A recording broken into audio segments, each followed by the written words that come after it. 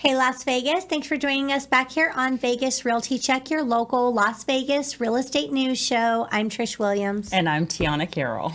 And before we get into our show today, it's not Vegas news whatsoever, but I do want to just send thoughts and prayers for Maui because I was devastated and crying this morning looking at what is going on over there. I'm so sorry for Maui. Looking at the port of Lahaina, and it was just burned to a crisp. And it's so fast. It was so fast and so furious. So as the ninth island, we are definitely sending our love thoughts, to Maui, prayers, Hawaii. Everything. It's they're going through a lot. It's going to take a lot to rebuild. And history, I mean, I was at Lahaina last year in September, and those buildings are so old and so historic in that area, and it's gone. Yeah. So it's that's gone. sad. But back to Vegas.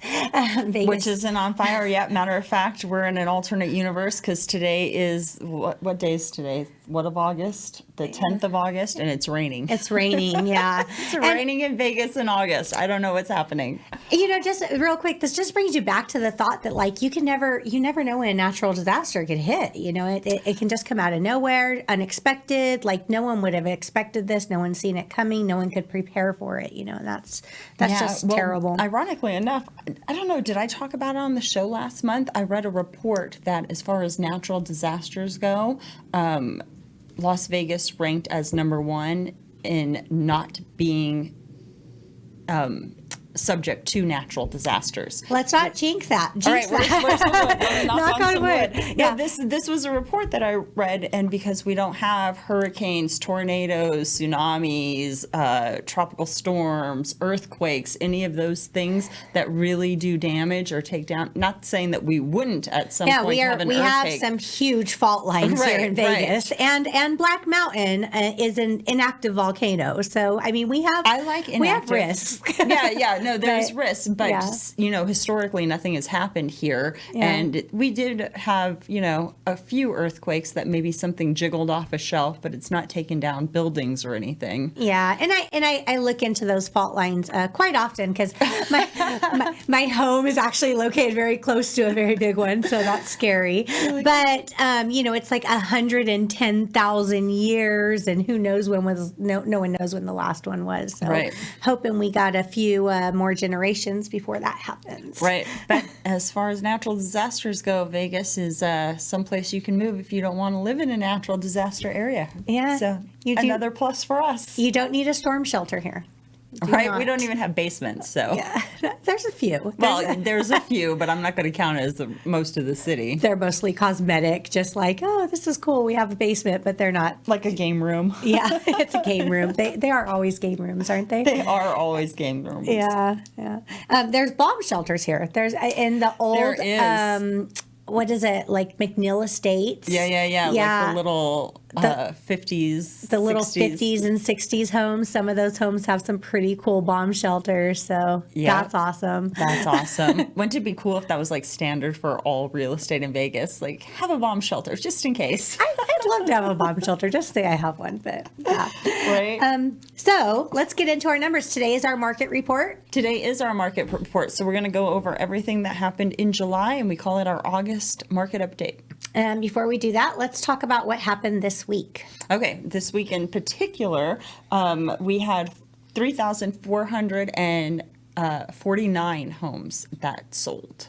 That are available. You can buy those 3,349 on the market, single family homes. Yep.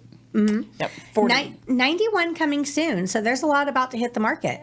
Oh, I didn't pull coming soons today. Oh, I did differentiate. Did I send it to you? Yeah, you sent me coming soons this morning. Oh, I did. Look at that text. Okay, so that's supposed to say contingent on sale. Oh, okay. All right. So there are contingent on sales. There's 91 of them total, but only 3 of them are from the past 7 days. Okay. All right. But I guess we can look at the coming soons. Should I pull those up?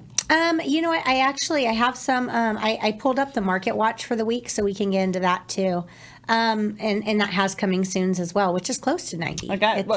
Well, it's 121 now that I'm looking at it here. Oh, I pulled it last night. It was 80, so some more must have gotten listed this morning. Did you do the map? No, I just did the 7-day market watch for Las Vegas. Okay, so let's go to the map. Yeah, 109 now okay. in Metro Las Vegas. Our sold numbers for the week, I think they're down a little bit, 338. They are. Yeah. They are down. 338 homes sold. Yeah, and the price reductions at 425, that's creeping up. And that is creeping up. That's why I pulled this market watch, just to see like an overall of everything that's happening. One thing that I have noticed, which we are going to talk about on next week's show, is escrow drama, like escrow fallouts, escrow drama, things that are, that can be going wrong in real estate. Because let's be honest, it's not all rainbows and butterflies every day. And we're in a weird season right now where, I'm sure rates are having a big impact. Rates, high prices, low inventory. It's got buyers and sellers just fluctuating and everyone acting a little crazy. Usually I'm a big fan of keeping a deal together, right? I don't like to cancel escrows or do anything like that. Last week, Wednesday, Thursday, and Friday, each day, out of escrow. I'm like, 3 days and 3 escrows? That's messed up, man. Luckily, by Saturday afternoon, 2 of them had gone back into other contracts. Yeah. And then I found out this morning that one that went back into the other contract is canceling now. Yeah. And we're moving forward with a backup offer. And sometimes we just, it's out of our control. And when stuff like that happens, when I go through that a lot, because cancellations, usually there's not a huge volume of it. Maybe like 10% of your deals can turn in cancellations for whatever reason. Yeah, but it's not huge. But lately it does seem like it's up. And that was, it always makes me wonder, is it me? Or you got self-doubt. Everything's my fault. Did I do that? What am I doing wrong here? Yeah. Or is everybody experiencing this? And that brought me to the back on the market numbers. For the week, we're at 205 that came back on the market. That means that they were in escrow and they canceled for whatever reason. They're back on the market. That's a large number. That is a large number. That's a large number. When our contracts are, for the week, we have 317 shows and 535 no shows. So let's say that's a close to 900 under contract. But 205 of those coming back on the market, that's a pretty significant amount of number. And I think it just goes to the buyers. The buyers seem to be the ones that are canceling. And one thing that I've been seeing a lot, which we'll dive into this a lot more next week, but I'm blaming the lenders. I'm sorry guys, but I am very upset with the lenders right now because rates are high and rates are going, they're going up, they're changing rapidly. They change day to day. We all know that. So many lenders are pre-approving these buyers. They're saying, yeah, you're approved for this amount. The rate's going to be around here or whatever. And I get it. Usually it is traditional to disclose all the final fees once we're in contract because that's when they can lock those rates and lock those numbers in. That's when it happens. Very traditional, very common. However, I've been seeing a lot of buyers where they're like, this is the first time they've seen these numbers and they're not okay with it.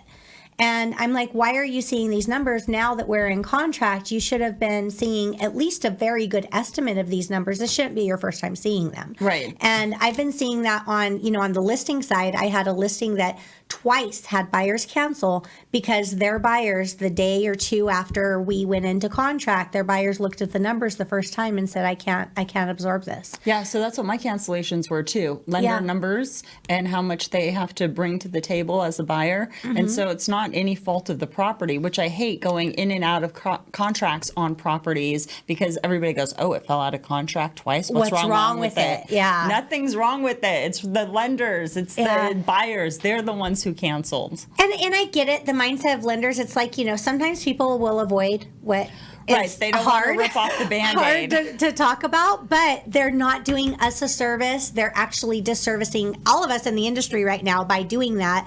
And the lenders I'm working with, I am telling right now, I need to make sure that you have fully disclosed and gone over every detail of what they are expecting before we even start shopping. I don't want surprises or unhappy buyers or, it's a hard conversation, Yeah. And even as the LA on these canceled contracts, like I'm having the conversations when I get that pre-qual in with the lender and being like, how far along are you? Is this viable and what have you? And they're, full confidence. Oh, it's great. They're ready. We're practically underwritten. Let's do this. Okay, great. Yeah. 5 days later.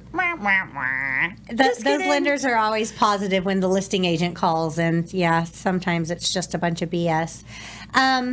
So we have our solds for the week. Expired 91. That's not bad. And most of the homes are selling. Yeah, homes are selling. They are selling. Price reductions are something that's coming into play. 37 temporarily off the market. A lot of times when you see those, that's just people that maybe they need to do work on the house. Maybe it wasn't showing well and they have to do some things, sometimes family issues. Those are nothing to be concerned about or worried about. Withdrawn 153. I call those the quitters. Yeah, they're like, it's too much. I hate my house being shown. I'm not getting what I want. We're done. Yeah, they just pull it off the market. Sometimes they withdraw it to go with another agent. Sometimes people get into contract and they're not happy with their agent. Things aren't going well. Sometimes it's the seller's fault and the agents aren't going to make a difference what agent they hire, and sometimes it really does make a difference. And, some people mesh well together, some people don't. So, those withdrawals could be a lot of things, but those are people that kind of gave up. Yeah. Withdrawn conditional, that means that they withdrew the property, but it's due to there's conditions with the withdrawal. A lot of times that the conditions will be they're still willing to relist with the agent that they're in contract with. They just have a reason for withdrawing at the moment, kind of like a temporary withdrawal. Right. It's like a pause button. Yeah, it's kind of a pause button, and we want to do this, but right now, we're sick or we're traveling or we got to repair this or replace that, and you're like, okay, that's cool. We'll come back to it when we're ready. Yeah, but that previous agent on a withdrawn conditional still essentially holds the contract for the term of it. Yeah. Yeah. So coming soon, we talked about that 80 contingent upon that was just for the week. So and it's not 80, it's 109. So that's that's kind of what's going on with the market. So the whole week, it was a weird week. Like I said, never really cancel contracts and then happen 3 times in 1 week. I'm like, yeah, I that's so weird. Let's not do that next week, okay? Yeah, let's just stay in contract. I had a lot of shaky deals over the last week, and I was just like, what is happening here? What am I doing wrong? But it's not just me. It's everyone's experiencing this. So everybody at this table. Yeah, everyone at this table is. But that 205, that's a lot. That just shows that's a lot of cancellations. It's not me. And before we get into our numbers too, just because I have people ask about it. Foreclosures and short sales, we had, I didn't do the final count number here, but it was in the 30s on foreclosures and I think around 16 on the short sales. And those are up. Yeah, those are up. That's why I pulled it up. I was like, wow, those are a little bit up. I'm just surprised to see that number going up. The highest price foreclosure right now on the market, $769,950.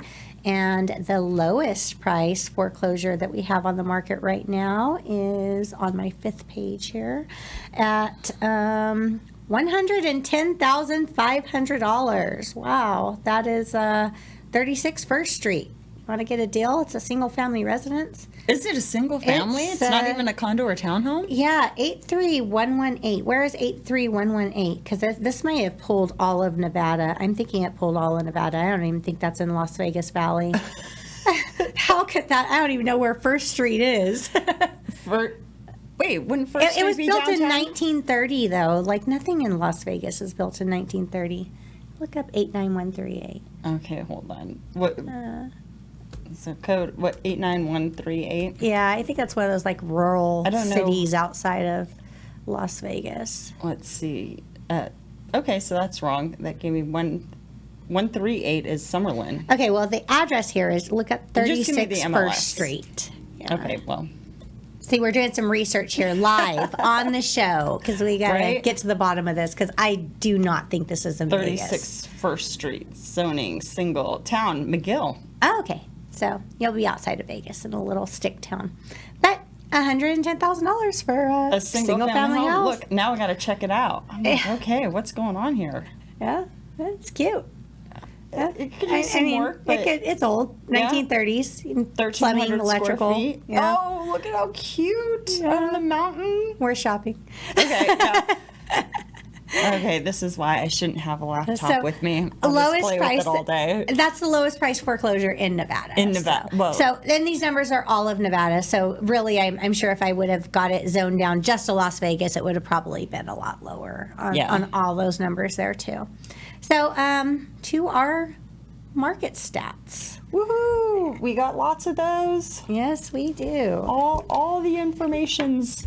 Again, these are everything that happened in the month of July, and we're covering at the beginning of August, so that way we know what happened. So, how many units were sold last month? Last month, single family units, we had 2,041 sold, down only 1.2% from the year before. So Right. not bad. Not bad. Not bad. But last year in August, we were kind of slow. So maybe, I guess, in perspective, that could be, a little could bad. be But why. 1.2 is not a substantial number. Right, and 2,000 sold for a month is not a lot of sales. No, it's not. It's not. Median home price of units sold was $450,000, which is down 3.2%. Right, a little Okay. bit of a dip. Yeah.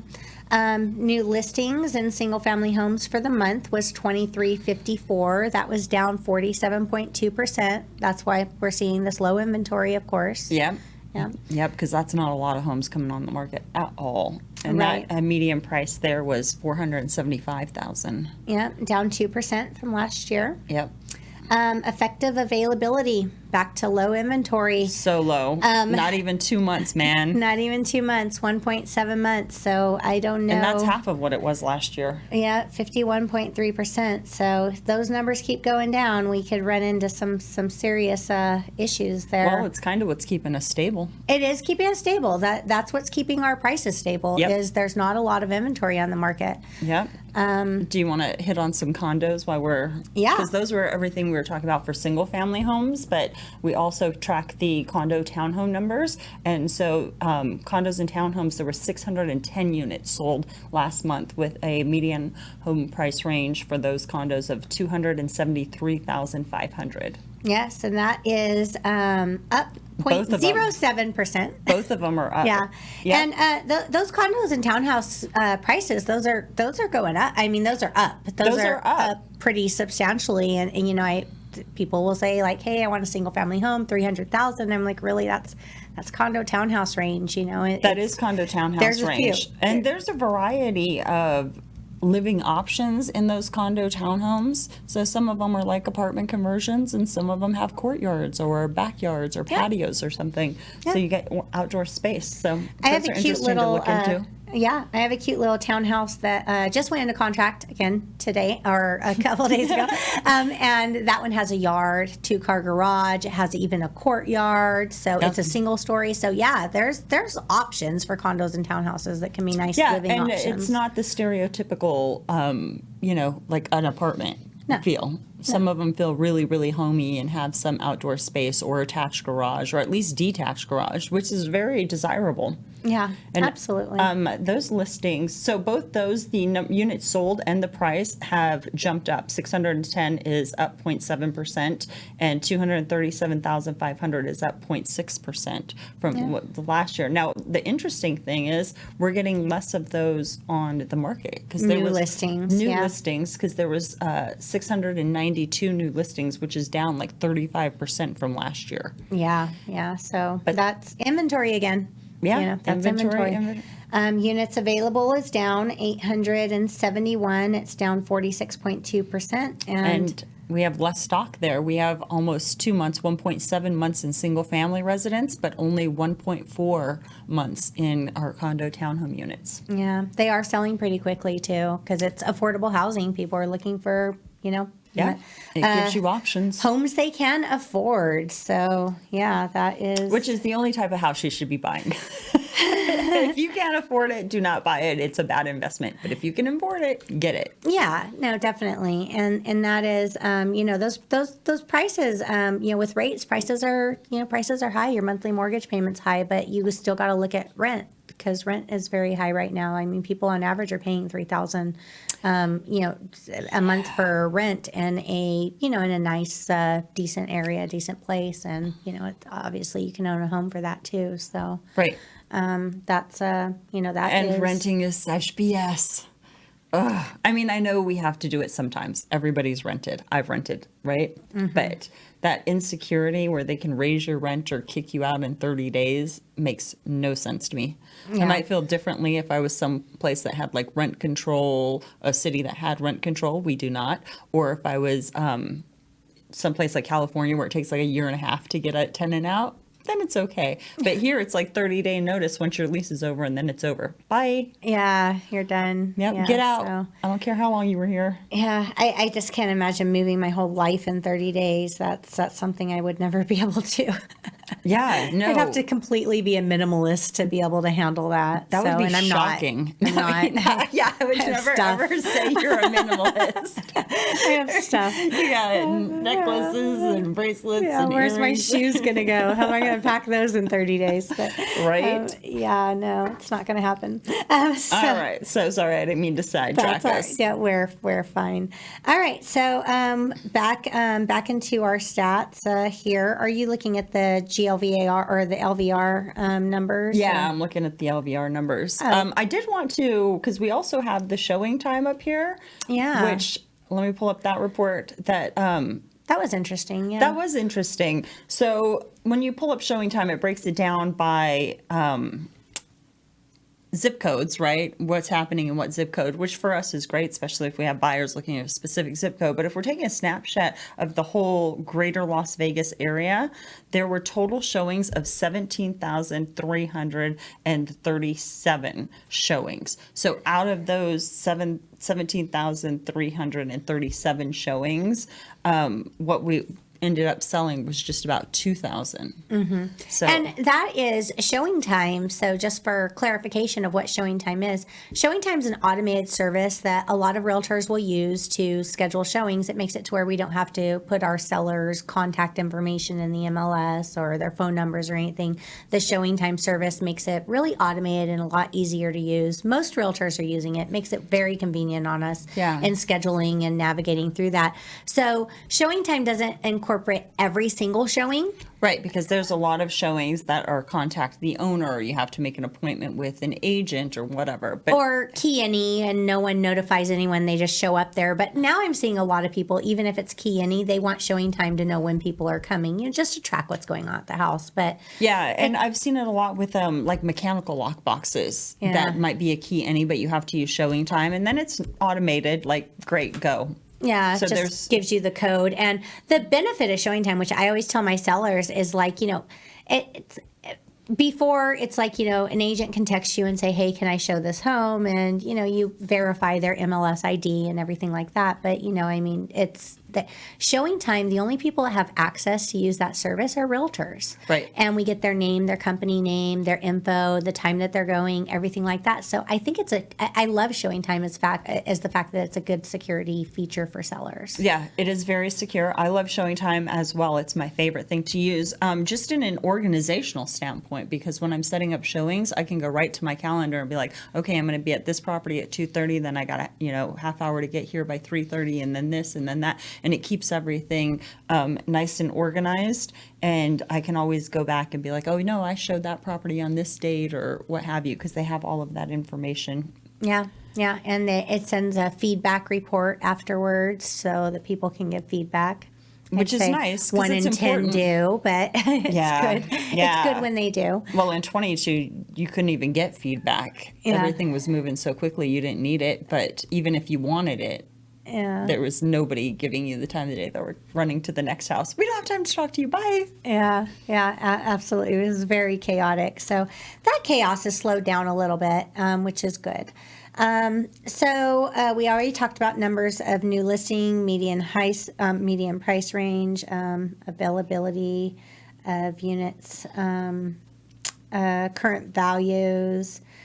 So availability of units, including offers, numbers of units available, all total in single family 6,031. That was ending in the month of July. down 6%. Growth from July 2022, 38.8%. So growth, that was a good number. That was a good number. Oh, I'm sorry. No, that wasn't. There's a minus sign there. I need my glasses this morning. That was negative 38. So I was not like, a good whoa, I number. didn't think we were up. What happened? So a negative number. That's so funny. I had a glare there. It got rid of the minus sign. So I was like, wait a minute. That's not what I remember. Down 38.8%. Down 38.8% from last year. So we are going into the slower months, though. So we'll see. We'll see how the market plays out over the next month or so, and see how things are going. What about the amount of time it's taking homes to sell? Yes. Because so if a home's on the market for about 30 days, 68.7% of those homes are selling within that first 30 days. Right. In June, that was 65.5%. So we're actually up from June. We are up from June, but not from July of 22, because that was like 83%. Like most of the homes were going in that first 30 days. Yeah, but July of 22 was still okay. It was an okay month. It was like August is when it started slowing down a lot. I saw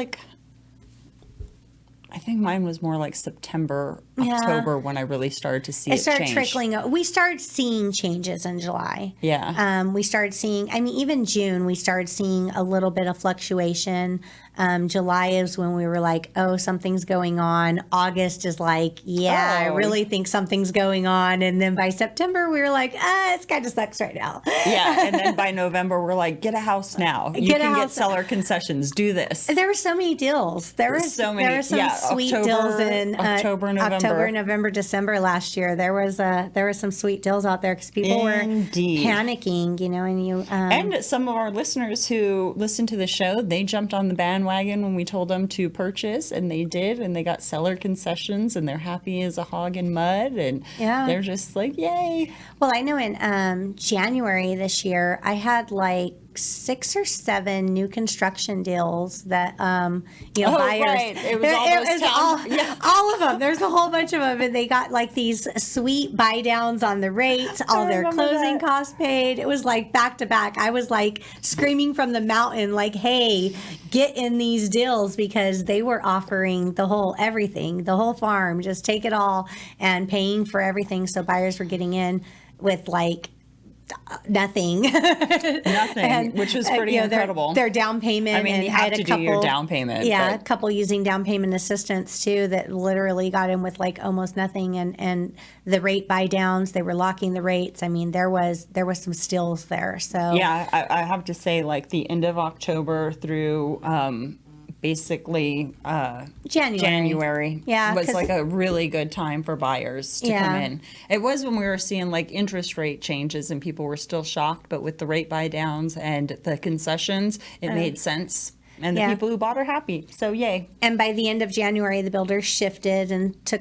away all those closing costs. They set it to a limit, and then they started going with the adjustable rate mortgages instead of the buying down the rate. Yeah, it's so crazy that was just January, because we've had so many markets this year. Like this year and last year. I mean, that's why I've been like, real estate is, it's been chaotic. It's been a little bit wild, but I'm all in for the chaos and the wild. Yeah. So back to days on the market. Homes that are selling within 1 to 60 days are 14.5%. Well, 31 to 60 days. Oh, yes, 31 to 60 days. We're going to get you glasses, girl.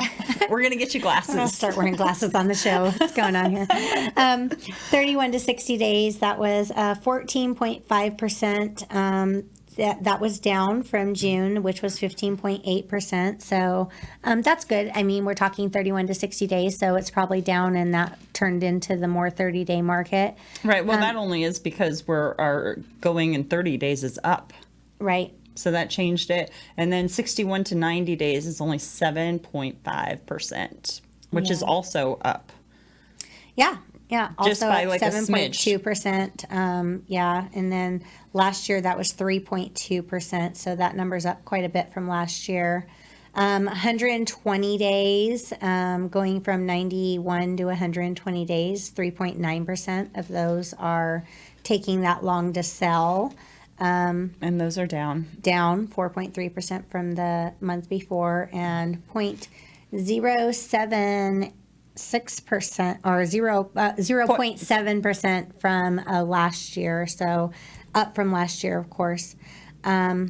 And then 121 days plus. Those are the homes that are on the market for a while. It's like 5% of the homes. Yeah. So That is such a minimal amount. yeah, that's not bad, and that's down, of course, too. So homes are still selling. Homes are selling. Yeah, they're still selling. We have a pretty good market. Condo and townhouse units, back to that, less than 30 days, we're 70.2%, down a little bit from the month before at 65.9%. Yep. So those are moving faster. Yeah. Barely faster, but faster. The numbers are pretty similar, like 14.5% the 31 to 60 days in the single family and 15.4% in the condo. So they're pretty equivalent across the board. Yeah, no, they all are very similar. 7.5 single family on up to 90 days, and 7.7 in condos and townhouses. So everything's aligning up pretty well there. Yeah, and that speaks to our market, because in some areas of the country, people think like townhomes and condos are lesser of an investment, or they're not as desirable, or what have you. And our numbers across the board, doesn't matter if it's a condo, a townhome, or a single family, they're still moving about at the same pace. Yeah, absolutely. Pretty dang similar. Absolutely. Closing prices, median closing prices, we already touched on that. We Single did. family, 450,000 is our median home closing prices. Those are, median priced homes are basically like your just average buyers, first time home buyers, people that are just getting into the market. And, we're seeing that, that number staying pretty stable. And 450, that's a pretty average number for. Yeah, I think in some parts of the country, they have a mindset that we're still a $250,000 single home, and that is not the case. We are inched up with majority of other urban cities and have that median in that 450, which is down just a bit, because we were scratching like We were like 467, I think. So we were up just a bit, and we have come down, but houses are still moving. The houses that we do have, the inventory is keeping us stabilized. Yeah. And our availability at the end of July, 3,524 units. So that was up 4.2% from June. So that is, we did not get under 3,000 in August. Well, August hasn't ended yet, but. Well, literally August just started. Okay, we'll see. We're like 10 days in. We're a third of the way through the month. Come on, man. We'll see how the month goes, but I don't think that we have enough movement to get under 3,000 based off of what's coming on the market and what's there. But we'll see. This week has been about what it has been coming on and going off. There really hasn't been a lot of change, so I think you're right. Yeah, there is still a lot of activity, a lot of people shopping. I would say showings are probably just based off listings. I kind of gauge that just off listings, and when they go on the market, I can always tell the day that the listing goes on the market, like how the market's going to be this week. Yeah. So if you get 20 showing requests in that one day, you're like, whoa, there's a lot of people out shopping right now. And when those showing requests are down, off a new listing that's attractive and has a lot of things to offer, it's like, okay, market's going to be moving a little bit slower.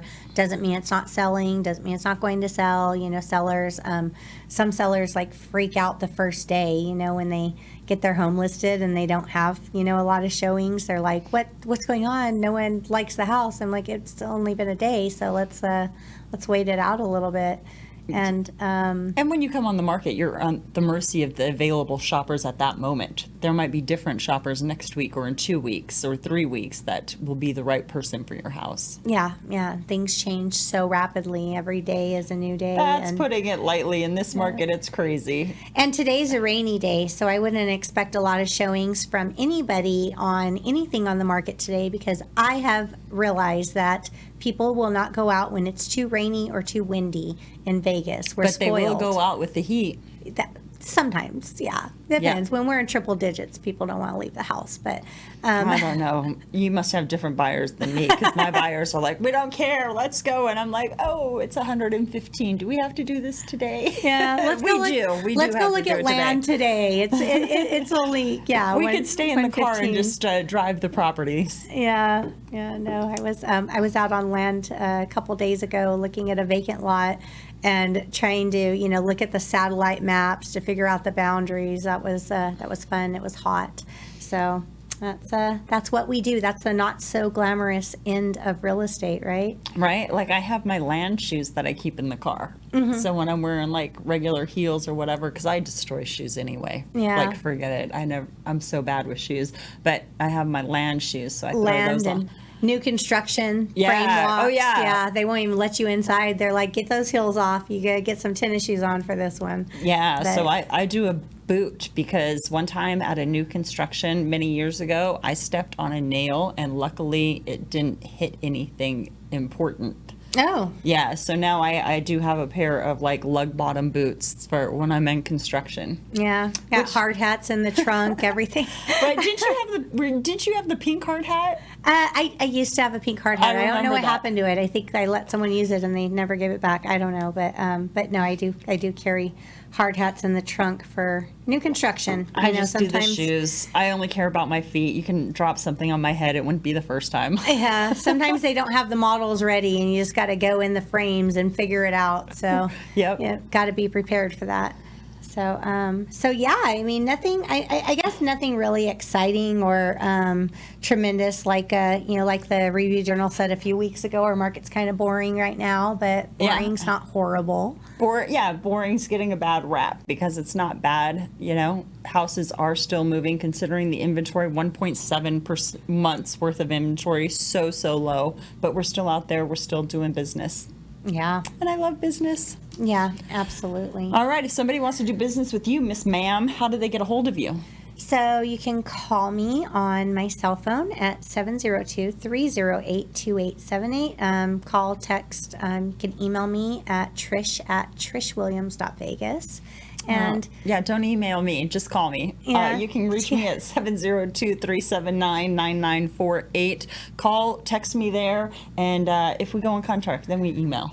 Yeah, and we do have a sponsorship link in our description, and the sponsorship is not it's not to pay us.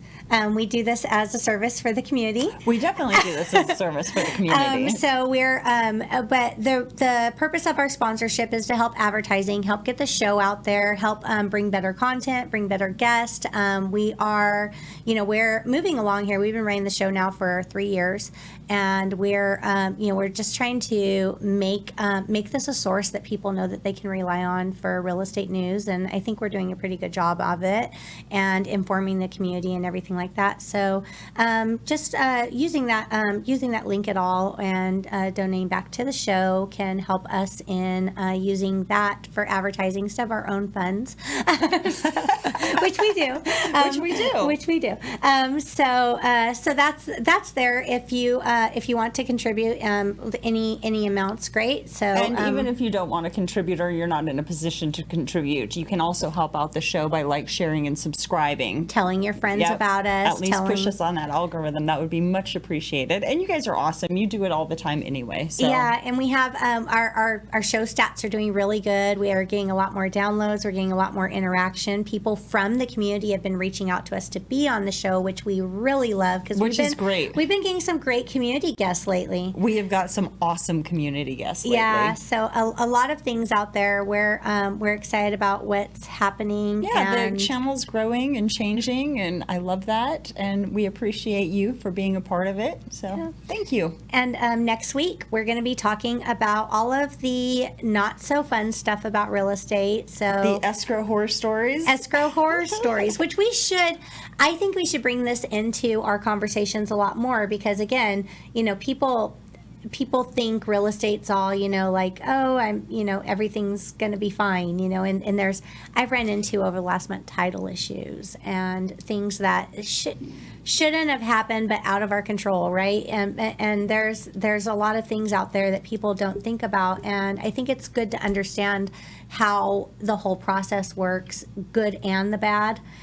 So people. Oh, I agree. I think having a clear vision of what this process is going to be like, and I do it all the time. I set expectations. Even when I go into contract, clients are like, "Ooh, we're on contract." I'm like, "Slow your roll." Yeah. Contracts don't mean anything. They could fall out. Knock on wood. It happened last week. Usually doesn't, but it's possible. Yeah, yeah, and there's due diligence. There's the loan issues. There's spots to renegotiate. There's all sorts of things that happen, and then there's sometimes clouds on title or things that come up that are like, surprise. Yeah, You didn't know this was going to happen, but we're going to blow your deal up. Yay! I ran into one of those recently, and the seller's a realtor, and I'm like, don't you know better? Like, what is this? You're like, of all people, you do not get a pass. You should know this. Yeah, like I this is the last person. When it came up, I was like, oh, it's a realtor that's selling. He's got to have had this all figured out. It's going to be fine. And then when it came back, and he's like, what do I do? I was like, oh, come on now. I'm embarrassed for you. Yeah. We sort of had something like that with a FIRPTA issue. Yeah. FIRPTA is foreign investment. If you're a foreign investor, you are subject to the FIRPTA taxes. FIRPTA taxes, which is 20, I think it's 22 or 25% holdback that they do from your do proceeds. 30. Yeah, I always say it's about a 30%. 30% holdback from your proceeds. So come tax time, that can be paid out. Yeah, to make sure that, because you can ditch the country and right. never you could pay just taxes. be gone, Yeah. and there'd just be dust. Yeah, and they couldn't get it. And the important thing about that is if the seller's FIRPTA and don't pay the taxes, it can actually come back on the buyer. So FIRPTA is a huge because it's issue. not the seller that is liable, it's the property that's liable for the taxes. Yes. So if you're buying from a foreign investor and they're not withholding that FIRPTA tax, then it sticks with the property. So come tax time, you could be out 30% of that purchase price. Yeah. So that is an important thing. Maybe we should talk. Well, we'll talk about that. We could talk about that next week when we go into escrow drama. And we could do this every month, because I think that's a we run into enough. There's enough hiccups in this business that we could do horror stories, but there's a lot of great things too. So there are a lot of great things and a lot of great movement in Vegas. Vegas is still a great place to live and buy and everything. So thank you guys for watching. And we will see you next week. Can't wait to see you next week with those horror stories. Bye, Vegas. Bye.